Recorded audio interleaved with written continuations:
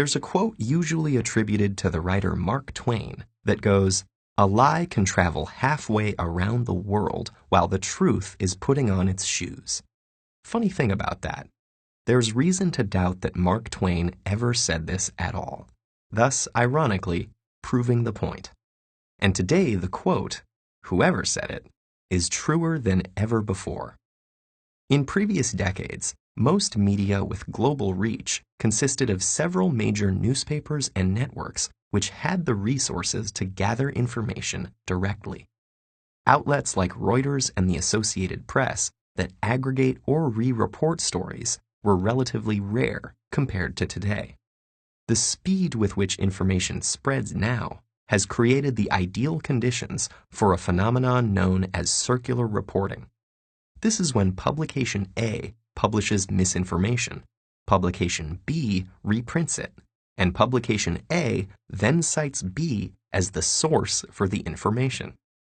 It's also considered a form of circular reporting when multiple publications report on the same initial piece of false information, which then appears to another author as having been verified by multiple sources.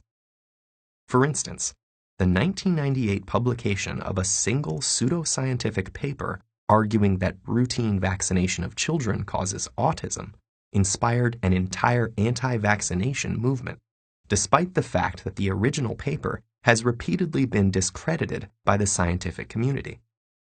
Deliberately unvaccinated children are now contracting contagious diseases that had been virtually eradicated in the United States, with some infections proving fatal. In a slightly less dire example, satirical articles that are formatted to resemble real ones can also be picked up by outlets not in on the joke. For example, a joke article in the reputable British Medical Journal entitled "Energy Expenditure in Adolescents Playing New Generation Computer Games" has been referenced in serious science publications over 400 times.